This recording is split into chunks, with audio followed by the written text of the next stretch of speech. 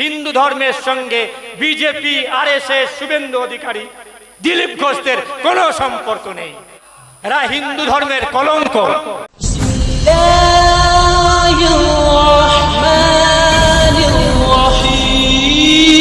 1947 সালে 15ই আগস্ট, যেদিন আমাদের প্রিয় জন্মভূমি, মাতৃভূমি স্বাধীন হলো, সেদিনটা রমজান মাস ছিল।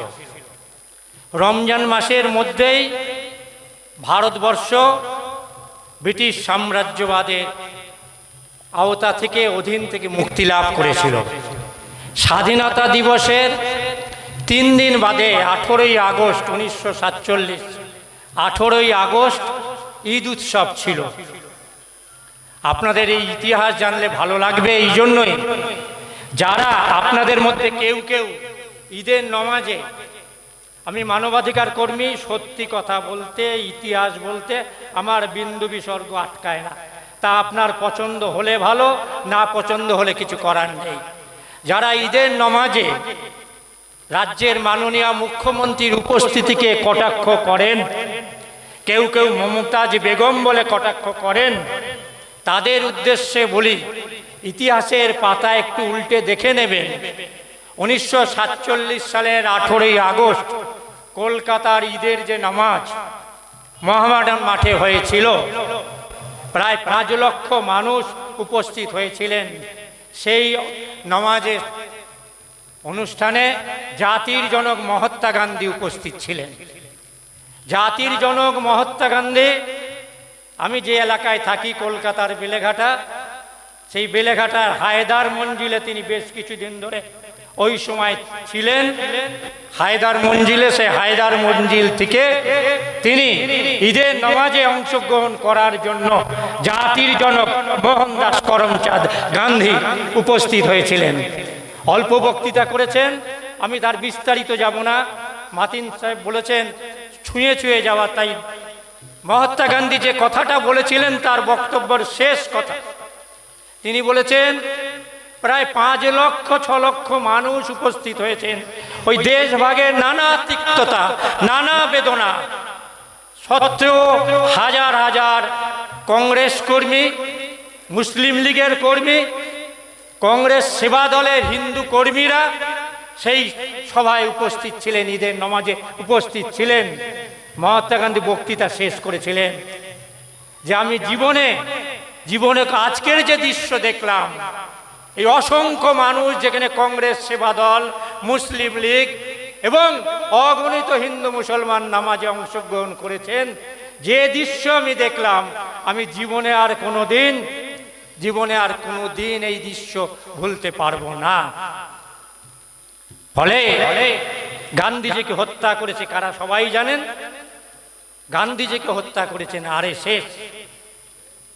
এবং কেউ কেউ যারা ভাবছেন বিজেপি এবং আরএসএস হিন্দুদের সংগঠন, আমি পরিষ্কার বলি ওটা হিন্দুদের সংগঠন নয়। সবচেয়ে বেশি হিন্দুদের সর্বনাশ করছে। যেমন ধরুন কদিন আগে 748টা ওষুধের দাম বেড়েছে। ভারতবর্ষের 140 কোটি মানুষের 100 কোটির উপর মানুষ হিন্দু ধর্মের মানুষ। তো কার পকেট বেশি করে কাটছে? কার পকেট বেশি করে কাটছে? বেশি করে সর্বনাশ তো হিন্দুদেরই করছে। 2014 সালে মিলিয়ে নেবেন, এখানে যদি কেউ আরএসএস এ নিশ্চিত আছে, আরএসএস নেই এমন কোনো জায়গা নেই। তারা পুলিশে আছে, প্রশাসনে আছে, বিচার বিভাগে আছে, মানবাধিকার সংগঠনে আছে, এমনকি মাতিন্দা আগেই বলেছেন আপনাদের মধ্যেও আরএসএস এর লোকজন আছে। ফলে 2014 সালে একটা গ্যাসের সিলিন্ডার কিনতে হতো, হিন্দু মানুষরা সংখ্যায় বেশি, তা কিনতেন 400 টাকা দিয়ে। আর এখন কত টাকা দিয়ে কেনেন? 850 টাকার বেশি দাম হয়েছে। কাদের পকেট কাটছে? কাদের পকেট ছিনতাই করছে? এরপরেও বলবেন বিজেপি দলটা হিন্দুদের দল, এরপরেও বলবেন যে আরএসএসটা হিন্দুদের সংগঠন। ওটা একটা ফ্যাসিস্ট সংগঠন। সবচেয়ে বেশি যদি সর্বনাশ করে, সেটা হচ্ছে হিন্দু ধর্মের মানুষদের সবচেয়ে বেশি সর্বনাশ করছেন। আর হিন্দু ধর্মের কথা বলেন, আমি ধর্মীয় হিন্দু ধর্মের নেতাদের বক্তৃতা থেকে আপনাদের দেখিয়ে দেব যে এরা এরা হিন্দু ধর্মের লোক নয়। একজন বিখ্যাত লেখক, ফরাসি লেখক, 1915 সালে যিনি নোবেল পুরস্কার পেয়েছিলেন, তার নাম রোমারোলা। তিনি রামকৃষ্ণ পরমহংসদেবের জীবনী লিখেছেন। আজ থেকে 75 বছর আগের এই প্রকাশিত এই বই। সেই বইতে তিনি লিখছেন এখানেই রামকৃষ্ণ একজন মুসলমান সাধুকে উপাসনারত অবস্থায়, মানে নমাজ পড়তে দেখেছেন। রামকৃষ্ণ পরমহংস তাকে গিয়ে বললেন, আমাকে ইসলাম ধর্মের দীক্ষা দিন, আমাকে ইসলাম ধর্মের দীক্ষা দিন। ইসলামের নদীর স্রোতে তাহাকে পুনরায় মহাসমুদ্রে উপস্থিত করল। রামকৃষ্ণ পরমহংসদেব ইসলাম ধর্ম গ্রহণ করেছিলেন। ভাবুন তাহলে, যারা সর্বদাই বলছে মুসলিম কি দোষ স্থান, একাই পাকিস্তান, আওড়ায় কবরস্থান, তাদের সঙ্গে তারা রামকৃষ্ণ দেবের শিষ্য নয়, তারা হিটলারের শিষ্য, গোয়েবেলসের শিষ্য। ফলে হিন্দু ধর্মের সঙ্গে বিজেপি, আরএসএস, শুভেন্দু অধিকারী, দিলীপ ঘোষদের কোনো সম্পর্ক নেই। 12ই জানুয়ারি আপনার স্বামী বিবেকানন্দ, আপনারা জানেন, সারা পৃথিবীতে হিন্দু ধর্মকে যিনি নিয়ে গেছেন, সেই তার বিখ্যাত আমেরিকার শিকাগো শহরে একটা বিখ্যাত বক্তৃতা, যা তাকে সারা পৃথিবীতে ধর্মগুরু হিসেবে প্রতিষ্ঠা করেছিল। সম্ভবত 1897 সালে শিকাগো সম্মেলনে স্বামী বিবেকানন্দ বক্তৃতায় কি বলছেন, অনেক বড় বক্তৃতা, আমি পুরোটাই নিয়ে এসেছি। আমি তার 1-2 লাইন আপনাদের শোনাবো, কেন বিজেপি হিন্দুদের সংগঠন নয়। স্বামী বিবেকানন্দ কি বলছেন জানেন? শিকাগো মহাধর্ম সম্মেলনে তিনি বলছেন, যে ধর্ম জগৎকে চিরকাল পরমত সহিষ্ণুতা শেখায়, পরমত স্বীকার করার শিক্ষা দেয়, আমি সেই ধর্মের প্রতিনিধি। ভাবুন, পরমত সহিষ্ণু মানে হিন্দু ধর্মের মানুষরা তারা ইসলাম ধর্মের মতকে সহিষ্ণুতার সঙ্গে শেখে, খ্রিস্টান ধর্মের মতকে সহিষ্ণুতার সঙ্গে দেখে। এবং পরে কি বলছেন, আমি গৌরবান্বিত সেই ধর্মের মানুষ যে শুধু সকল ধর্মকেই মানে এরকম নয়, সকল ধর্মকে সত্য বলিয়া স্বীকার করে। মানে ইসলাম ধর্ম সেটাও সত্য, খ্রিস্ট ধর্ম সেটাও সত্য, জৈন ধর্ম সেটাও সত্য। এটা স্বামী বিবেকানন্দ 1897 সালে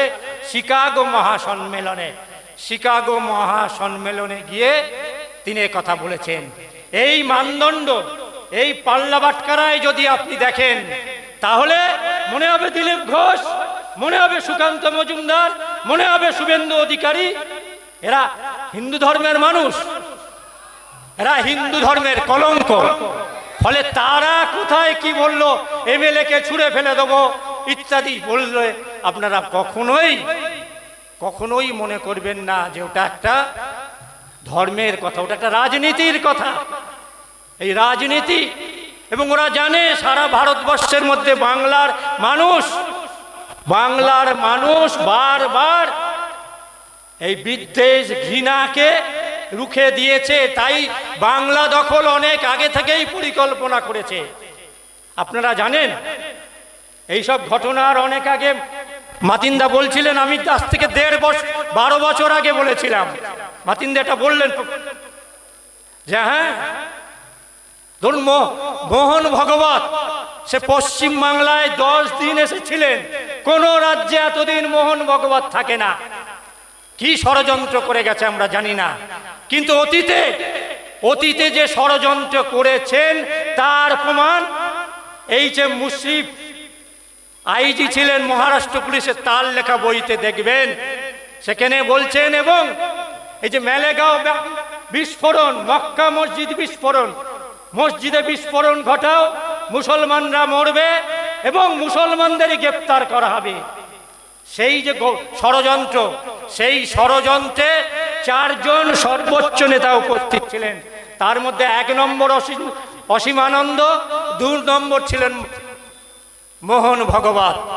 একথা আমি বলছি না। অসীমানন্দ পশ্চিমবাংলার মানুষ, তার আসল নাম নবকুমার সরকার, হুগলির মানুষ, বেশ কিছু বছর হলো জেল থেকে বেরিয়েছেন। তার ইন্টারভিউ আছে, তার সাক্ষাৎকার আছে, যে সাক্ষাৎকারে এই ষড়যন্ত্রে মোহন ভগবত উপস্থিত ছিল। ফলে অতীতে ষড়যন্ত্র করেছেন, সে লোক আজকেও ষড়যন্ত্র করছেন না, বিষয়টা এমন নয়। ফলে এই ষড়যন্ত্র সম্পর্কে গভীরভাবে সতর্ক থাকতে হবে। আপনার কাঁধে হাত রেখেছে মানেই সে আপনার বন্ধু। আপনার হাতে আপনারা দেখেছেন যে ওই লালগোলাতে যারা ট্রেন পুড়িয়েছিল তাদের মাথাতেও কিন্তু টুপি ছিল, তারাও কিন্তু পাঞ্জাবি পায়জামা পরা ছিল। পরে সমস্ত প্রমাণিত হলো যে আরএসএস ট্রেনিং দিয়ে সিএএ আন্দোলনকে ধ্বংস করার জন্য ওই লালগোলাতে ট্রেনে আগুন লাগিয়েছিল। মুর্শিদাবাদের ঘটনাও যদি সঠিক তদন্ত হয় তাহলে প্রমাণ হয়ে যাবে যে কোনো ধর্মপ্রাণ মুসলিম, ধর্মপ্রাণ মানুষ এ কাজ করেনি, করতে পারে না।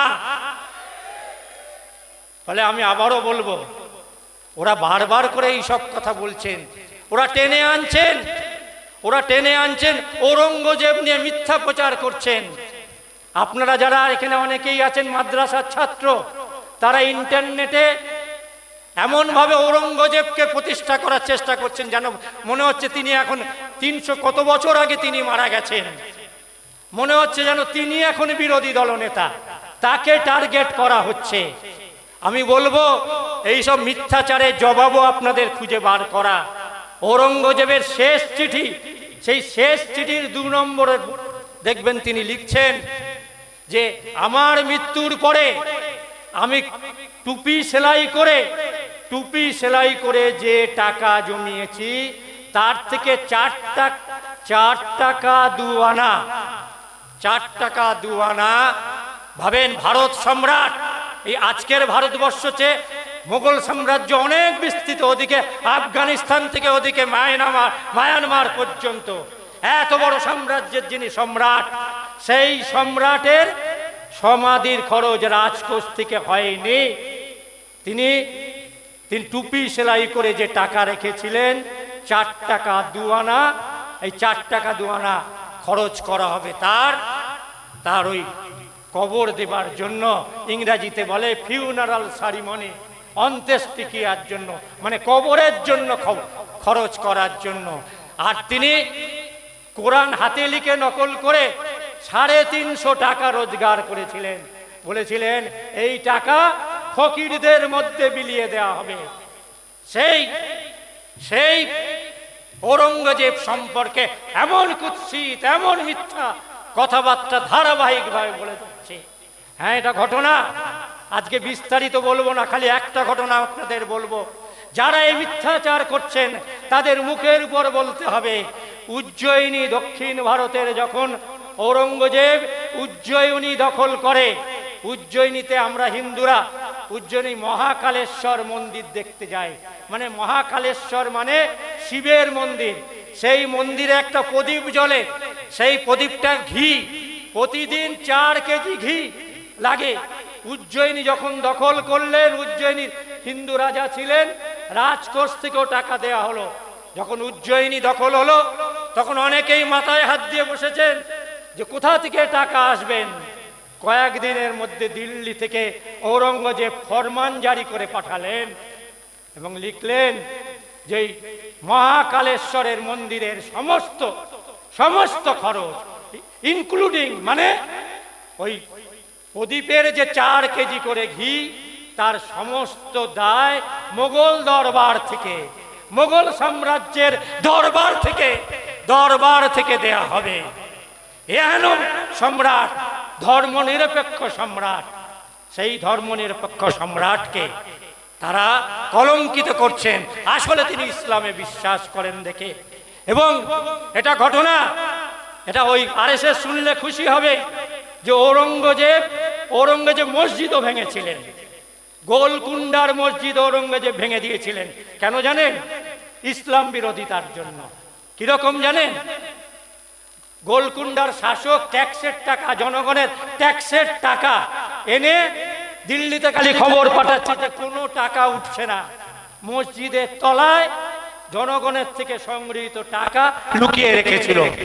ঔরঙ্গজেব গোয়েন্দাদের মারফত খবর পাওয়ার পরে তিনি দেখেননি ওটা আমার ধর্ম, দেখেছেন রাজার রাজকোষ মানে জনগণের টাকা। এই জনগণের টাকা যারা আত্মসাৎ করে তাদের কোনো ধর্মীয় পরিচয় হতে পারে না। ফলে ঔরঙ্গজেব সৈন্য পাঠিয়ে গোলকুন্ডার মসজিদ ভেঙে টাকা উদ্ধার করে নিয়ে এলেন। এহেন সম্রাটদের ইতিহাসকে বিকৃত করে আমার আপনার সামনে প্রচার করা হচ্ছে।